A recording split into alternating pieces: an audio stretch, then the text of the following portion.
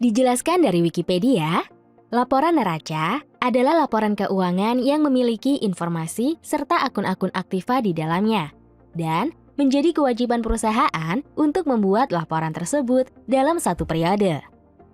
Neraca sendiri terbagi menjadi dua bagian, yaitu bentuk stafel atau bentuk vertikal dan bentuk skontro atau bentuk horizontal. Membuat laporan neraca sangat berguna dalam memberikan informasi perusahaan apapun yang menyangkut pendapatan serta laba rugi. Kegunaan yang lainnya juga bisa mengetahui kondisi keuangan sebuah perusahaan apakah dalam kondisi sehat atau tidak. Maka dari itu, laporan neraca sangat krusial di dalam aktivitas perusahaan.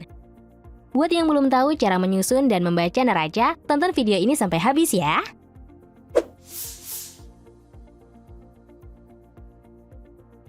Ada 5 tahap penting dalam membuat dan menyusun neraca.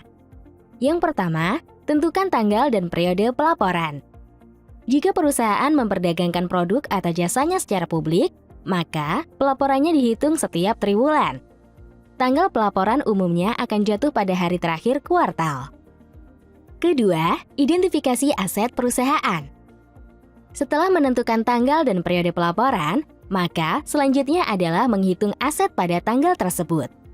Pemisahan aset ke dalam item baris yang berbeda bisa memudahkan analis agar bisa menghitung apa saja aset yang dimiliki dan dari mana asalnya saat analisis akhir. Ketiga, identifikasi kewajiban Anda. Selain aset, kamu perlu identifikasi kewajiban. Tahap ini harus disusun dalam item baris dan total agar proses analisa menjadi lebih mudah.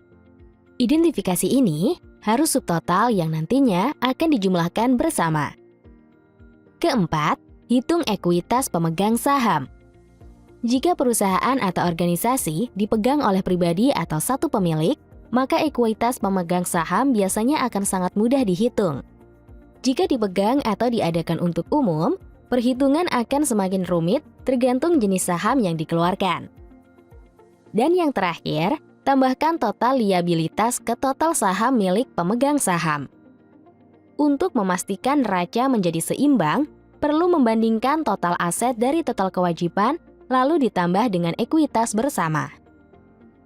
Hal utama yang harus diperhatikan saat membaca laporan neraca adalah melihat bentuk neracanya terlebih dulu. Lalu, pastikan juga kamu sudah tahu macam-macam neracanya. Jika laporan neracanya memanjang ke arah bawah, maka laporan tersebut berbentuk stafel. Sedangkan laporan yang memanjang ke samping, maka disebut berbentuk skontro. Pastikan juga kamu paham format neracanya. Dan perhatikan detail-detail yang ada di dalam laporan keuangan neraca, karena harus bisa dibaca dengan benar. Jika disimpulkan, laporan neraca merupakan sebuah laporan yang erat kaitannya dengan keuangan. Proses pengolahan, pembuatan, serta pembacaannya haruslah lengkap dan detail supaya tidak terjadi kesalahan dalam pencatatan.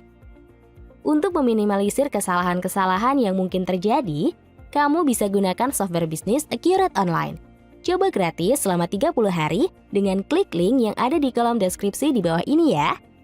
Jangan lupa untuk like, komen, dan share video ini. Subscribe juga channel ini agar kamu tidak ketinggalan update tentang berbisnis lainnya. Terima kasih dan sampai jumpa di video berikutnya.